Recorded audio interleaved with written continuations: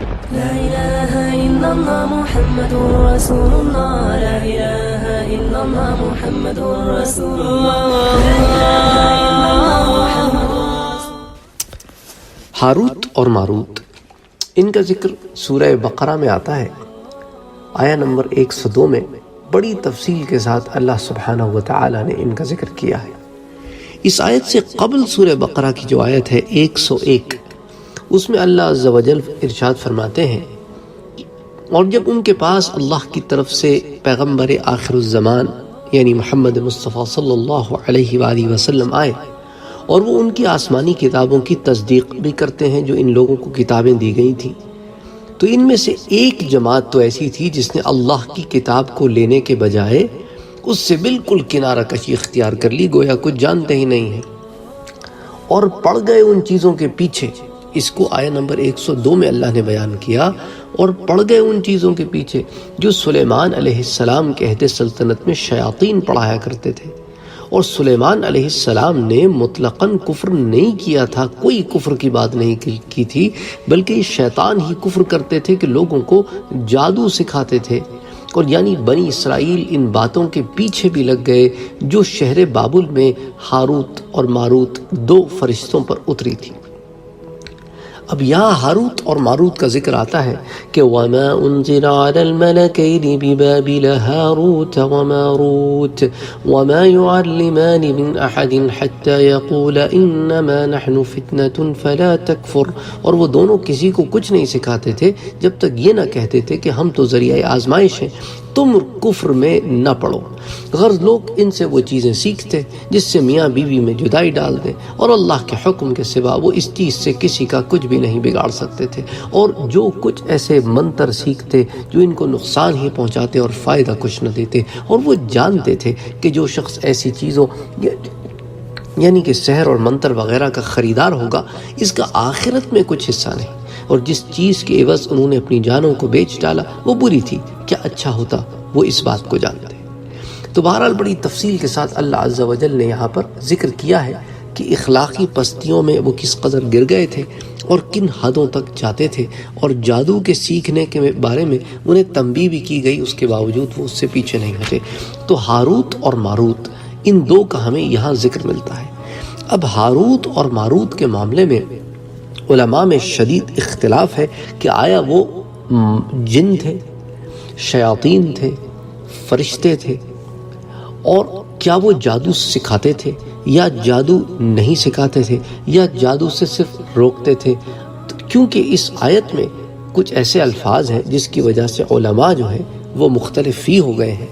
لیکن عام طور پر رجحان یہی پایا جاتا ہے کہ ہاروت اور ماروت 2 فرشتے تھے۔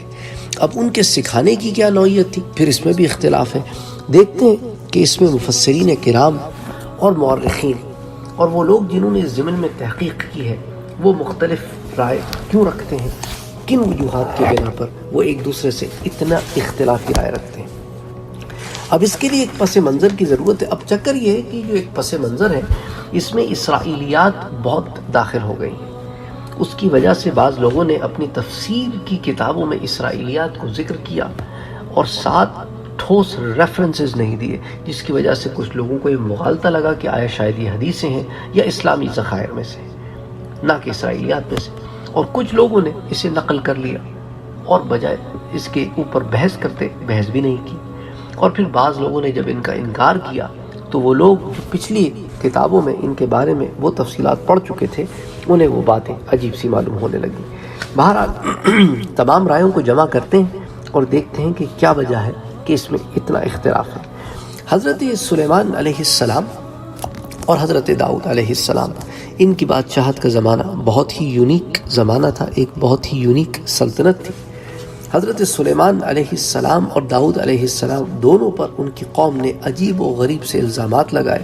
بیہودہ بہتان لگائے جو ایک نبی کی شایع نشان نہیں ہے۔ بہرحال قرآن عزیز نے اپنا فرض ادا کرتے ہوئے بنی اسرائیل کے لگائے ہوئے ان تمام بہتانوں کو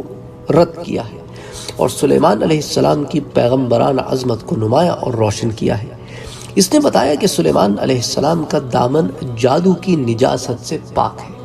کیونکہ وہ سلیمان علیہ السلام کی طرف جادو کی نسبت کر کے یہی سمجھتے تھے کہ معاذ اللہ سلیمان علیہ السلام کی جو عظیم الشان سلطنت ہے اس میں گویا جادو کا کوئی عمل دخل ہے۔ اللہ تعالیٰ نے اس کا رد کیا اس آیت میں کہ سلیمان علیہ السلام کی طرف یہ جو نسبت کرتے ہیں یہ تو جادو ایک کفری عمل ہے جو شیاطین کا عمل ہے، سلیمان کا اس میں کوئی حصہ نہیں ہے۔ اور اصل حقیقت یہی ہے کہ سلیمان کے زمانے میں بنی اسرائیل کو گمراہ کرنے کے لیے شیاطین انس و جن نے سحر کو سکھایا اور اس کو مدون کیا، اور بنی اسرائیل نے کتاب اللہ یعنی تورات اور زبور کو پس پش ڈال کر اس کو الہامی قانون سمجھا اور جادو سیکھنے سکھانے لگے۔ جب بنی اسرائیل میں سے مخصوص اہل حق نے ان کو سمجھایا اور بتایا کہ یہ سخت گمراہی اور کفر ہے، تم اس سے باز آ جاؤ، تو شیطانوں کے بہکانے پر انہوں نے یہ کہنا شروع کر دیا کہ یہ تو وہ علم ہے جو سلیمان علیہ السلام کا سکھایا ہوا علم ہے، اور سلیمان علیہ السلام اسی کے ذریعے سے اتنی بڑی حکومت کے مالک تھے، اور یہ کہہ کر اپنی گمراہی پر قائم رہے۔ وہ اس قول میں جھوٹے تھے اور سلیمان علیہ السلام پر بہتان باندھتے تھے۔ اب اس ضمن میں کیا وجہ تھی کہ انہوں نے سلیمان علیہ السلام کی طرف ایسی باتیں کہیں، اس کے اندر پھر کچھ اور تفصیلات آتی ہیں۔ اب دیکھیں،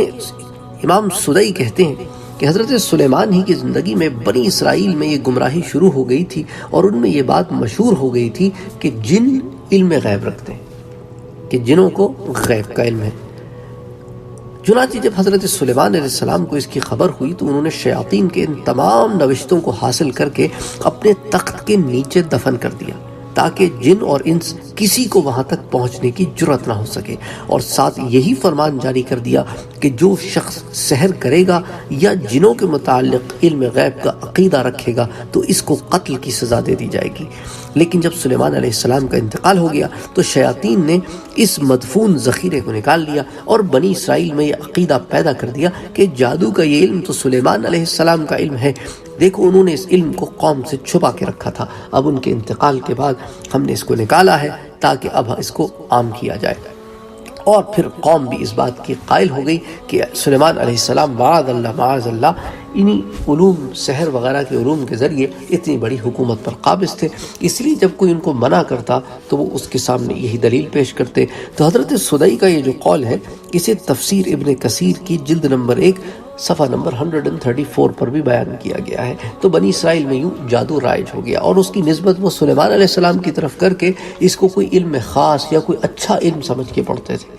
تو قرآن عزیز نے اس تاریخی حقیقت کو اس ضمن میں بیان کیا کہ بنی اسرائیل باوجود اس یقین رکھنے کے کہ حضور اکرم صلی اللہ علیہ وآلہ وسلم اللہ کے سچے پیغمبر ہیں، ان کی نبوت کی بشارت کثرت سے کتب عہد قدیم میں موجود ہے، لیکن وہ اپنی ہٹ دھرمی اور ضد کی وجہ سے ان کی نبوت اور رسالت کا انکار کرتے رہے، اور اللہ کی کتاب کو پس پش ڈال کر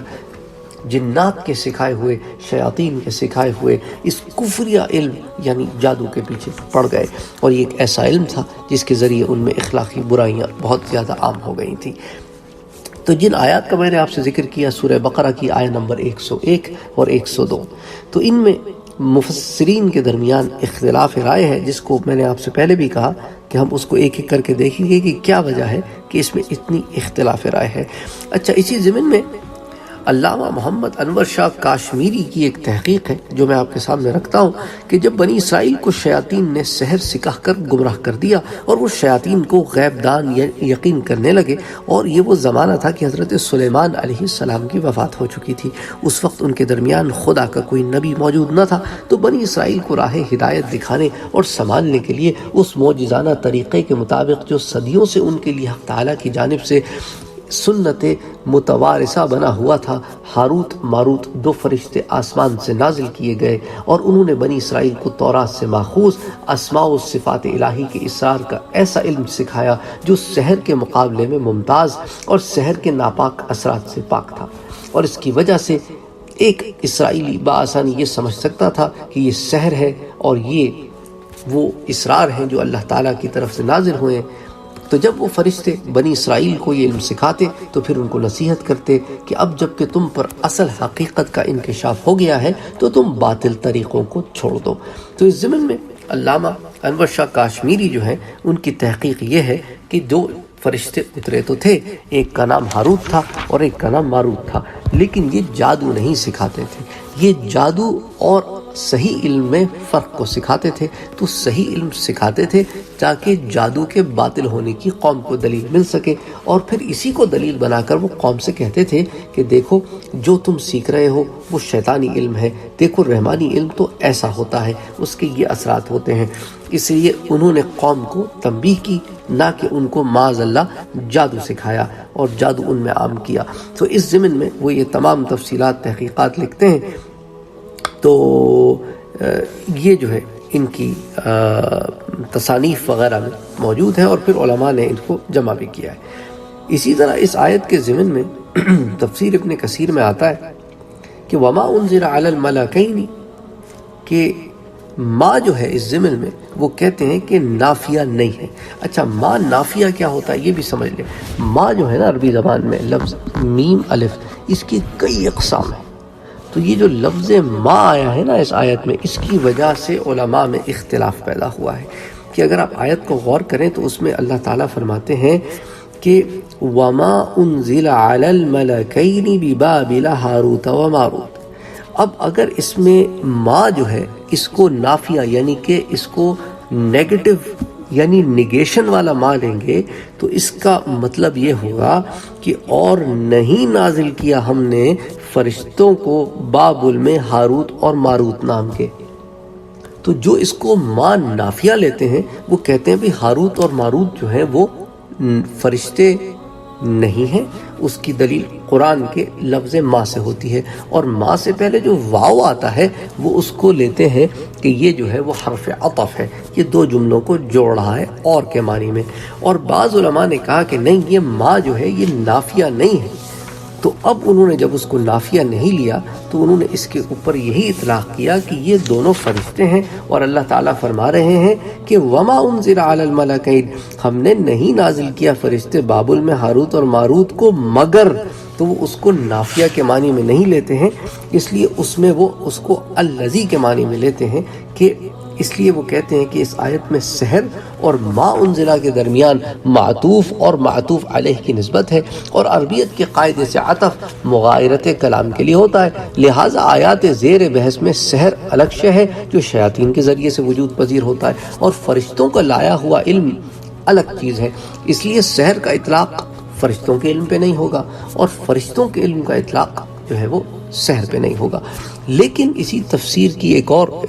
جو ہے وہ راہ یہ نکلتی ہے کہ جہاں پہ علماء نے ما انزلہ میں ما کو نافیہ لیا ہے، اور کہتے ہیں کہ اس آیت کا مطلب یہ ہے کہ بنی اسرائیل میں سحر کی تعلیم شیاطین کے ذریعے سے پھیلی، اور ان کا یہ عقیدہ غلط ہے کہ سلیمان کا علم ہے، اور یہ بھی غلط ہے کہ بابل میں ہاروت ماروت دو فرشتے نازل ہوئے اور وہ بنی اسرائیل کو جادو سکھاتے، اور سکھاتے وقت یہ تنبیہ کرتے کہ ہم آزمائش بنا کر تمہارے پاس بھیجے گئے ہیں، تم اگر سیکھو گے تو ہم ضرور سکھا دیں گے مگر کافر ہو جاؤ گے، اس لیے تم کو نصیحت کرتے ہیں کہ کفر اختیار نہ کرو۔ اور جب بنی اسرائیل اصرار کرتے تو وہ زن و شور کے درمیان تفریق کا جادو سکھا دیتے، یعنی کہ جس سے عورت اور مرد کے درمیان تفریق ہو جائے، کہ سارا قصہ جو ان کے درمیان مشہور ہے سب غلط ہے اور ایسا کوئی واقعہ پیش نہیں ہے۔ وہ کہتے ہیں کہ یہ ما نافیہ سے مراد یہ ہے کہ ہاروت اور ماروت جو ہیں یہ بنائے ہوئے کیریکٹرز ہیں، ایسے کوئی کیریکٹر تھے ہی نہیں، اس لیے ان آیتوں میں اس کا رد آتا ہے کہ ما انزل علی الملکین ببابل ہاروت و ماروت، کہ ہم نے ہاروت ماروت نام کے کوئی فرشتے اتارے ہی نہیں جن کی نسبت جو ہے یہ باتیں کرتے ہیں کہ انہوں نے آگے جادو سکھایا۔ تو ایک جگہ تو علماء نے اس کو ما نافیہ نہیں لیا، بلکہ وہ کہتے ہیں پہلی جو ایک رائے ہے وہ یہ ہے کہ دیکھو سحر شیاطینی علم تھا، اور وا حرف عطف ہے، اور اس کے بعد ما انزل علی الملکین ببابل ہاروت و ماروت، تو اللہ تعالیٰ کہہ رہے ہیں کہ جو ہاروت اور ماروت فرشتوں پہ نازل ہوا وہ سحر نہیں تھا، وہ حق تھا جس کے ذریعے سحر اور حق میں فرق ہو۔ اور دوسرے علماء کی رائے ہے، وہ کہتے ہیں نہیں ما نافیہ ہے، اس کا مطلب ہے کہ یہ سارا کے سارا جو یہ بیان کرتے ہیں کہ دو فرشتے آئے بابل میں، ایک ہاروت تھا اور ایک ماروت تھا، یہ ساری کی ساری بنائی ہوئی باتیں ہیں، ایسا کچھ ہے ہی نہیں۔ تو یہ دو رائے اس ضمن میں آتی ہیں۔ اچھا، تفسیر امام قرطبی میں ایک تیسری رائے آتی ہے، اور ابن جریر نے بھی اس کو راجح تسلیم کرتے ہوئے کہا ہے کہ یہ آیت ما انزلہ میں ما نافیہ ہے، اور ہاروت اور ماروت جو ہیں وہ شیاطین ہیں، تو وہ کہتے ہیں کہ ما تو نافیہ ہے لیکن اس سے ہاروت اور ماروت کی نفی نہیں ہو رہی، کہ یہ ایگزسٹ نہیں کرتے، بلکہ ہاروت اور ماروت کے لیے یہ نفی ہو رہی ہے کہ یہ شیاطین میں سے ہیں، نہ کہ ملائکہ میں سے۔ تو اللہ تعالیٰ یہ جو کہہ رہے ہیں کہ وما انزل علی الملکین ببابل، کہ ہم نے نہیں نازل کیے کوئی فرشتے بابل میں، بلکہ ہاروت اور ماروت تو شیاطین میں سے تھے۔ تو وہ اس کو اس طرح لیتے ہیں کہ بابل میں ہاروت اور ماروت کی حیثیت شیاطین میں سے ہے، نہ کہ ملائکہ میں سے۔ اور پھر وہ لوگوں کو جو ہے وہ سحر سکھاتے ہیں اور کہتے ہیں کہ تم کافر ہو جاؤ گے۔ مگر بنی اسرائیل کی گمراہی کا عالم یہ تھا کہ وہ سب کچھ سننے کے باوجود اس کو علم کو حاصل کرتے۔ تو یہ تین رائے ہیں علماء کی اس ضمن میں کہ بعض کا ایک طرف رجحان گیا اور بعض کا ایک طرف رجحان گیا۔ زیادہ تر علماء کا اسی طرف رجحان گیا کہ یہ دو فرشتے ہیں اور یہ بابل میں آئے اور لوگوں کو یہ علم سکھاتے تھے، لیکن جادو نہیں سکھاتے تھے۔ علم وہ سکھاتے تھے جس کے ذریعے سے صحیح علم میں اور جادو میں فرق ہو، تاکہ وہ چیزیں جن کی نسبت سلیمان علیہ السلام کی طرف کی جا رہی ہیں وہ واضح ہو کر سب کے سامنے آ جائے کہ سلیمان علیہ السلام کی طرف یہ نسبت کرنا بالکل غلط ہے۔ لیکن لوگ گمراہیوں میں اس قدر پڑ چکے تھے کہ ان لوگوں کی باتوں کو نظر انداز کرتے اور پھر ان کی باتوں پہ یقین کرنے کے بجائے جادو ہی کو اپناتے اور جادو ہی کے پیچھے پڑے رہتے۔ اچھا، بعض آثار صحابہ میں اور کچھ روایات اور بھی آتی ہیں، لیکن اگر ان روایات کا صحیح معنوں میں جائزہ لیا جائے تو وہ سب کی سب کعب احبار یا دوسرے علماء یہود کی طرف جاتی ہیں۔ تو معلوم یہ ہوتا ہے کہ وہ اسرائیلیات میں سے ہیں۔ یہ حدیث نہیں ہے، یہ وہ علم نہیں ہے جو حضور سے صحابہ تک آیا، بلکہ یہ وہ علم ہے جو اسرائیلیات میں سے پھر تفسیر کی کتابوں میں آ گیا۔ تو اس میں سے بہت سارے واقعات ہیں۔ ان میں سے ایک واقعہ یہ آتا ہے کہ بھئی ہاروت اور ماروت جو ہے وہ فرشتوں نے ایک مرتبہ اللہ تعالیٰ کے حضور میں انسانوں کی معصیتوں کا مذاق اڑایا کہ یہ کیسی ذلیل مخلوق ہے، اللہ تعالیٰ کے ہم قسم انعامات کے باوجود اس کی خلاف ورزی کرتی ہے۔ یہ طنز اللہ تعالیٰ کو پسند نہ آیا اور ان سے فرمایا کہ اگر تم دنیا کے ماحول میں محصور ہوتے تو تم بھی یہی کرتے۔ فرشتوں نے اپنی عصمت اور پاک دامنی پر اعتماد کا اظہار کیا تو تب بطور آزمائش ان دونوں کو زمین پر اتارا گیا۔ یا رہتے رہتے ایک مرتبہ ان کی نگاہ ایک بہت حسین عورت زہرا پر پڑی۔ اب یہ زہرا کون ہے؟ اس میں بھی اسرائیلیات میں ایک عجیب و غریب سی باتیں آتی ہیں۔ بہرحال اس کا بھی ذکر کریں گے کیونکہ یہ روایات ساری کی ساری اسرائیلیات سے ہیں اور ان کا نہ قرآن میں کوئی ذکر ہے، نہ حدیث رسول میں کوئی ذکر ہے، نہ صحابہ میں کوئی ذکر ہے۔ یہ زیادہ تر جو ہے یہ علماء یہود جو مسلمان ہوئے تو انہوں نے یہ بیان کی۔ تو بہرحال ان کی نظر ایک حسین عورت زہرا پر پڑی اور دونوں اس کے عشق میں گرفتار ہو گئے اور زہرا سے قربت کے طلبگار ہو گئے۔ اس نے کہا جب تک تم شراب نہ پیو گے اور قتل نہ کرو گے اور بت کو سجدہ نہ کرو گے مجھے حاصل نہیں کر سکتے۔ چنانچہ زہرا کے عشق میں انہوں نے یہ تینوں کام کیے۔ اب وہ تینوں کام کیسے کیے اس کی تفصیلات بھی بعض علماء نے اپنی کتابوں میں جمع کی ہیں۔ تو پہلے تو وہ انکار کرتے رہے کہ ہم نہیں کریں گے، ہم نہیں کریں گے، ہم قتل نہیں کریں گے، ہم بت کو سجدہ نہیں کریں گے۔ ہاں انہوں نے کہا کہ چلو شراب پی لیتے ہیں، وہ چھوٹا کام ہے۔ تو شراب پینے کے بعد انہوں نے قتل بھی کیا اور بت کو سجدہ بھی کیا اور بہرحال وہ تینوں کام انہوں نے کیے۔ زہرا نے بحالت مقاربت ان سے دریافت کیا کہ وہ آسمان پر کس طرح جاتے ہیں۔ تو فرشتوں نے اس کو اسم اعظم سکھا دیا اور زہرا اسم اعظم پڑھ کر آسمان پہ چلی گئی اور یہ دونوں فرشتے خدا کے غضب میں مبتلا ہو گئے اور بابل کے کنویں میں قید کر دیے گئے۔ اچھا، اب اس کے اندر ایک روایت جو ہے یہ اسرائیلیات ہیں، اگین بتا رہا ہوں، ان میں ایک آتا ہے کہ بھئی انہوں نے زہرا سے کہا کہ بھئی دیکھو آسمان پہ جانے کا یہ جو ہے ہم ورد کرتے ہیں، یہ علم ہے اسم اعظم کا، اس کو پڑھو تو آسمان پہ چلی جاؤ۔ تو زہرا آسمان پہ چلی گئی اور اس کو واپسی کا جو اسم وظیفہ تھا وہ بھول گیا، تو وہ آسمان میں جا کے ستارہ بن گئی اور یہ لوگ جو ہے وہ زمین پر رہے اور خدا کا ان پر غضب ہوا۔ اللہ تعالیٰ نے ان سے کہا کہ بھئی تمہارے پاس دو چوائسز ہیں، یا تو تم زمین کی قید لے لو یا آخرت کی قید لے لو۔ تو انہوں نے کہا بھی آخرت کی قید تو ہمیشہ کی ہے، زمین کی قید تھوڑے عرصے کی ہے۔ تو انہوں نے کہا اللہ تعالیٰ آپ ہمیں زمین میں قید کر دیں۔ تو بابل کے کنویں میں انہیں قید کر دیا گیا اب جو شخص ان کو آواز دے کر ان سے جادو سیکھنا چاہتا وہ اول تو اس کو منع کرتے اور کافر ہو جانے کا خوف دلاتے، لیکن جب وہ اصرار کرتا تو جادو سکھا دیتے اور اس سے دریافت کرتے کہ تجھ کو کچھ نظر آیا؟ وہ شخص کہتا کہ ایک نورانی شکل کا انسان گھوڑے پر جاتا ہوا نظر آتا ہے۔ فرشتے کہتے ہیں یہ تیرا ایمان تھا جو تجھ سے جدا ہو گیا اور اب تو جادوگر بن گیا۔ یہ فرشتے قیامت تک خدا کے عذاب کی وجہ سے اس کنویں میں الٹے لٹکے رہیں گے۔ اب یہ تمام روایات جو ہیں وہ اسرائیلیات ہیں، they don't make sense either کہ ایک عورت ہو وہ آسمان پہ جا کر ستارہ بن جائے اور پھر یہ فرشتے زمین پر آئیں اور اس طرح کے کام کریں۔ یہ ایک بذات خود فرشتوں کی فطرت کے بالکل خلاف ہے۔ بھئی مذاق کون اڑاتا ہے؟ مذاق وہ اڑاتا ہے جس میں نفس ہو۔ فرشتوں میں تو یہ نفس ہی نہیں ہے تو وہ مذاق کیسے اڑا سکتے ہیں؟ بہرحال علماء نے اپنی کتابوں میں یہی لکھا ہے کہ یہ لغو ہیں، ان کی کوئی حیثیت نہیں ہے، ان میں بہت ساری خرافات ہیں جو داخل کر دی گئی ہیں، اور اس طرح کی کوئی بھی بات جو ہے ہم صراحتاً ہاروت اور ماروت کی طرف نہیں منسوب کر سکتے۔ تو ہاروت اور ماروت کا قصہ جو ہے وہ زہرہ اور چاہے بابل کا جو قصہ ہے وہ تابعین کی ایک اچھی خاصی جماعت نے نقل کیا ہے۔ مثال کے طور پہ حضرت مجاہد نے، حضرت سدئی نے،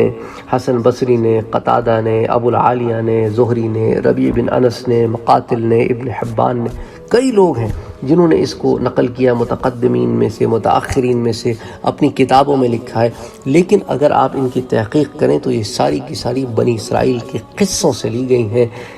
اس کی حضور اکرم صلی اللہ علیہ وآلہ وسلم کی طرف کوئی صحیح روایت، اس طرح کی کوئی حدیث موجود نہیں ہے، نہ صحابہ کا کوئی اس طرح کا قول ہے۔ تو بہرحال بنی اسرائیل نے جو ہے وہ احکام خداوندی کو پس پش ڈال دیا اور جادو کے فتنے میں پڑ گئے، اور پھر وہ جادو سیکھتے تھے اور وہ جادو سیکھتے تھے تاکہ وہ اپنے زندگی کے کام آسان کر سکیں، لیکن دراصل وہ آسان نہیں بلکہ اپنی زندگی اور آخرت دونوں کو مشکل بناتے جا رہے تھے۔ تو اس ضمن میں جو علماء کی رائے ہے وہ میں نے آپ کے سامنے پیش کر دی ہے کہ ہاروت اور ماروت کی حقیقت کیا ہے۔ 3 رائے ہیں، فرشتے ہیں ایک رائے، دوسری رائے یہ سرے سے ایگزسٹ ہی نہیں کرتے، یہ بنائے ہوئے ہیں، تیسری رائے ہاروت اور ماروت ایگزسٹ کرتے ہیں لیکن فرشتے نہیں ہیں بلکہ شیاطین اور جنات میں سے 2 لوگ ہیں۔